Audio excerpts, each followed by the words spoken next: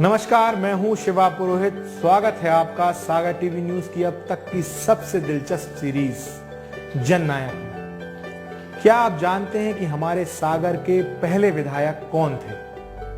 हो सकता है आप में से बहुत सारे लोग ऐसे होंगे जिन्हें सागर के पहले विधायक के बारे में ज्यादा कुछ या कुछ भी नहीं मालूम होगा, लेकिन सागर टीवी न्यूज आज इतिहास के पन्नों में गुम हुए इस नेता, इस जननायक की कहानी लेकर आपके सामने आया है। आज बात जननायक में उस नेता की जिसकी गाड़ी में बैठकर देश के पहले प्रधानमंत्री जवाहरलाल नेहरू सागर की सड़कों पर घूमे। एक नेता जिसने विधायक रहते हुए अपना पूरा वेतन दान किया।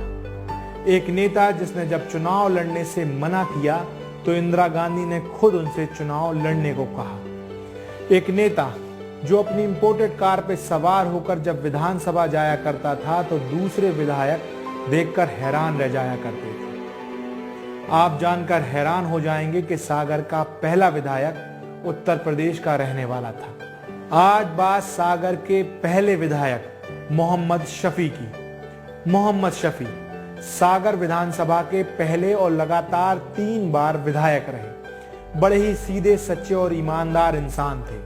पहली मर्तबा साल 1952 में जब सागर सीपी बरार प्रदेश में आया करता था और राजधानी नागपुर हुआ करती थी, तब विधायक निर्वाचित हुए। इसके बाद साल 1956 में मध्य प्रदेश का गठन हुआ और साल 1957 और साल 1962 2 बार विधायक बने, यानी साल 1967 तक मोहम्मद शफी ही सागर के विधायक रहे। साल 1967 का चुनाव नहीं लड़े। कौन थे मोहम्मद शफी?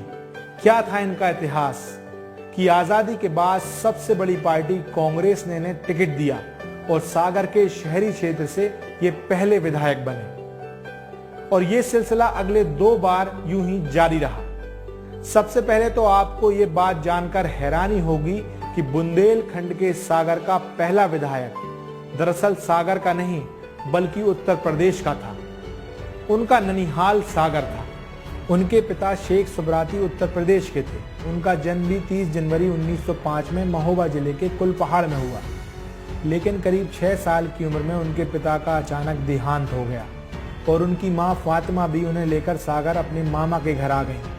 अपनी मां के साथ मोहम्मद शफी फिर यहीं बस गए, जो कि सागर के मछरिया इलाके के कांच मंदिर के पास केशवगंज बाड़ में है। इनका परिवार आज भी यहीं रहता है।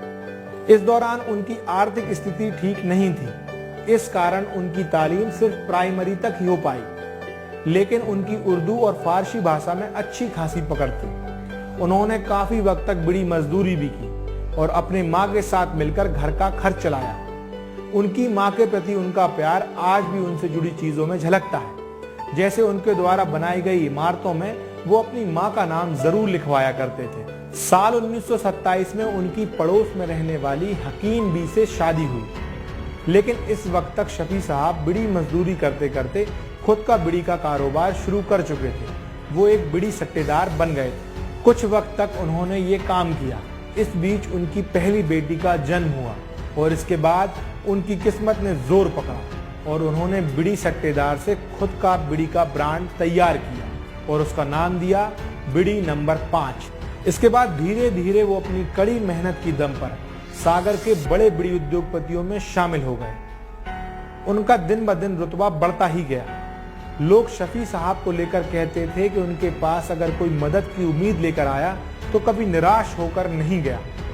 वो 5 वक्त के नवाजी थे और दान पुण्य भी बहुत किया करते थे। धार्मिक होने के कारण वो सबके प्रिय थे और उनकी सुलझी और बेदाग छवि के कारण वो लोकप्रिय भी बहुत जल्दी हो गए थे। लेकिन कहते हैं ना, जैसे जैसे लोकप्रियता आती है वैसे वैसे ईर्ष्या रखने वाले लोग और आपके दुश्मनों की तादाद बढ़ जाती है। शफी साहब के साथ भी ऐसा ही कुछ हुआ।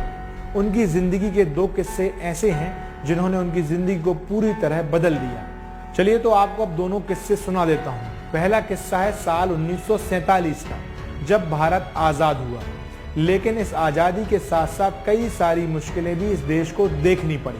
कई जगह सांप्रदायिक दंगे भी भड़क उठे और उनकी आंच सागर में ना आ जाए, इस डर से मोहम्मद शफी को अपने पूरे परिवार के साथ सागर शहर को छोड़कर जाने मजबूर होना पड़ा। सागर के मुस्लिम लीग के नेता पाकिस्तान जा रहे थे। कुछ मुसलमानों ने भी सागर छोड़कर पाकिस्तान जाने का फैसला कर लिया था।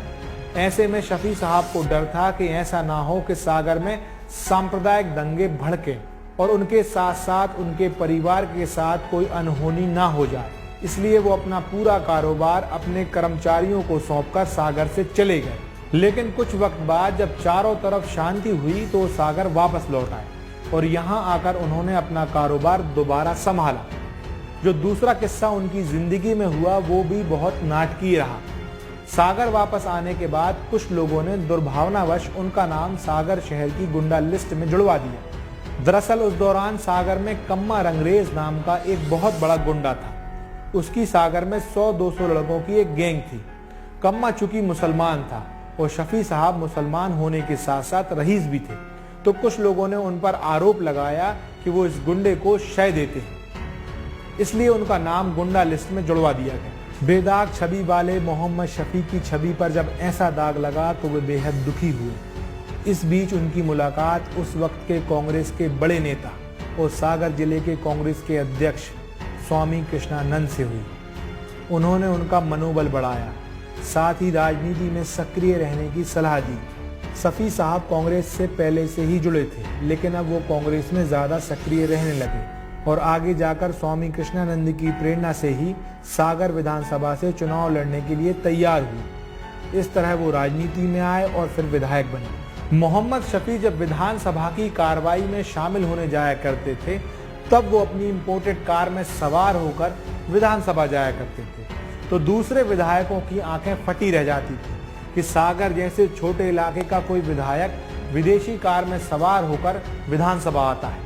उनकी ये कार 2 वजह से खास थी, यानी इससे जुड़े हुए 2 किस्से अब मैं आपको सुनाता हूँ। मोहम्मद शफी बड़ी उद्योगपति थे। उस वक्त केवल 2-4 लोगों के पास ही कार हुआ करती थी और वो उन लोगों में शामिल थे।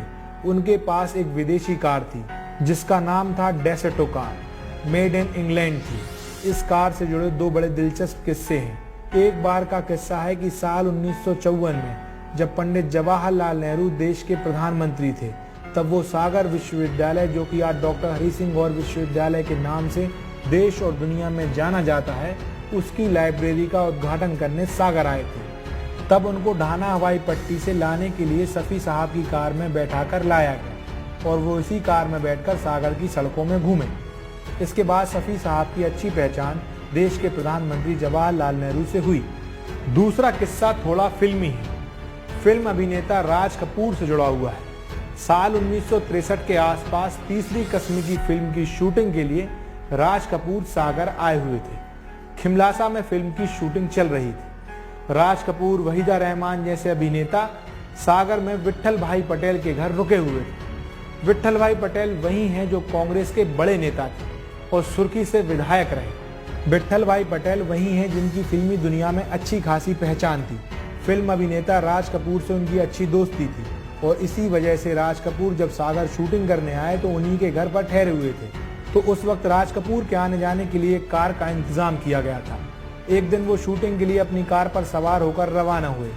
उसी फिल्म की शूटिंग देखने मोहम्मद शफी के बेटे अपने दोस्तों के साथ गए। राज कपूर की कार के पहले मोहम्मद शफी की इंपोर्टेड कार पहुंच गई। इस कार को देखने के लिए वहां भीड़ जमा हो गई। सबको लगा कि राज कपूर इस विदेशी कार में आए हैं। भीड़ कार और राज कपूर को देखने पहुंची थी। थोड़ी देर में राज कपूर भी वहां पहुंच गए, लेकिन भीड़ कार को देखने में मस्त रही। तब राज कपूर उस कार के पास पहुंचे और कार को देखकर उसकी तारीफ की। बस फिर क्या था, अतिथि सम्मान में शफी साहब के बेटे ने राज कपूर को कार की चाबी दे दी और उसे चलाने की पेशकश की और राज कपूर ने भी बिना देरी किए इस विदेशी कार को चलाया। विधायक बनने के बाद शफी साहब ने उस वक्त सागर की जो समस्याएं थी उन्हें दूर करने की पूरी कोशिश की। आप जानकर हैरान होंगे, तीनों विधायकी के कार्यकाल में उन्हें जो वेतन मिलता था वो उसे दान दे दिया करते थे, आधा मंदिरों को तो आधा मस्जिदों को। क्योंकि वो पहले से रईस थे, इसलिए अपनी जेब से भी जरूरतमंदों की मदद किया करते थे। अब बात करते हैं शफी साहब के चुनावी इतिहास की। साल 1951 के विधानसभा चुनाव के बाद साल 1957 में मध्य प्रदेश के गठन के बाद एक बार फिर कांग्रेस ने उन्हें अपना उम्मीदवार बनाया सागर विधानसभा से। ये चुनाव बेहद महत्वपूर्ण था इस बार उनका मुकाबला समाजवादी बीड़ी मजदूर नेता डॉक्टर लक्ष्मी नारायण सिलाकारी से था, जिन्होंने पिछले नगरपालिका चुनाव में सागर के प्रतिष्ठित बीड़ी उद्योगपति चिंतामन राव को हराया था। इस विधानसभा चुनाव में लोगों को कांटे के मुकाबले की उम्मीद थी और हुआ भी ऐसा ही। इस कड़े मुकाबले में कांग्रेस के उम्मीदवार मोहम्मद शफी ने करीब 2000 वोटों से जीत हासिल की। सागर के चुनावी इतिहास पर एक विस्तार से सीरीज जल्दी आपके बीच लेकर आ रहा हूं। उसमें इन सभी विधानसभा और लोकसभा चुनाव के बारे में विस्तार से आपको बताऊंगा। फिलहाल बात मोहम्मद शफी की इस जीत की। शफी साहब की ये जीत कई मायनों में खास थी। खास इसलिए थी क्योंकि वो एक मुसलमान उम्मीदवार थे, उसके अलावा बीड़ी उद्योगपति भी। एक तरफ उनका मुकाबला बीड़ी मजदूरों के नेता डॉक्टर सिलाकारी से हुआ, उस पर से कांग्रेस में ही कई सारे नेताओं ने, खासकर राष्ट्रीय मजदूर कांग्रेस के कई पदाधिकारियों ने कांग्रेस उम्मीदवार शफी साहब के विरुद्ध खुलेआम काम किया। सागर में उस दौरान बीड़ी मजदूरों की बड़ी तादाद थी। अधिकांश घरों में बीड़ी मजदूरी हुआ करती थी। ऐसे में मजदूर नेताओं का खुलकर शफी साहब के विरोध में सामने आना इस चुनाव का काफी समीकरण बिगाड़ सकता था। लेकिन बावजूद इसके मोहम्मद शफी उन ईमानदार नेताओं में शुमार थे जो चुनाव में नामात्र का पैसा खर्च किए चुनाव लड़ते थे और जीत भी हासिल करते थे। साल 1957 के चुनाव में भी ऐसा ही हुआ। उन्होंने दूसरी बार जीत हासिल करी और विधायक बने। 10 साल विधायक रहने के बाद शफी साहब की जिंदगी में एक वक्त ऐसा आया कि उन्होंने चुनाव न लड़ने का फैसला कर लिया। चुनाव न लड़ने के पीछे जो वजह थी वो शफी साहब को काफी परेशान कर रही थी। दरअसल उस जमाने में जबलपुर में एक सांप्रदायिक दंगे भड़क गए थे। इसके चलते हिंदू मुसलमान के बीच तनाव बढ़ गया था। कुछ हिंदूवादी संगठन और पार्टी के भीतर के कुछ लोगों ने उनके मुसलमान होने का विरोध किया, जिससे वो आहत हुए और उन्होंने चुनाव न लड़ने का फैसला ले लिया। इन दंगों की जांच करने एक केंद्रीय दल सागर आया। उसमें इंदिरा गांधी भी थी।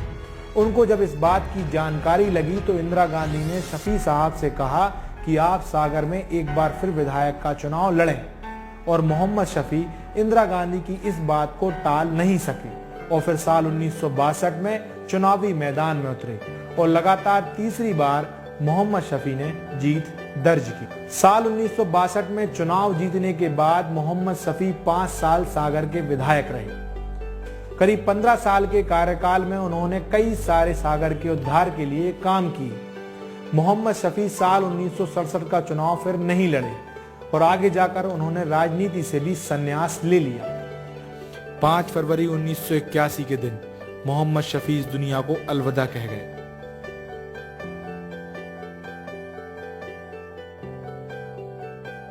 मोहम्मद शफी एक नेता जो जमीन से जुड़ा रहा और सागर की जनता की सेवा करता रहा। एक नेता जिसने धर्म और जाति की खाई को कभी बढ़ने नहीं दिया।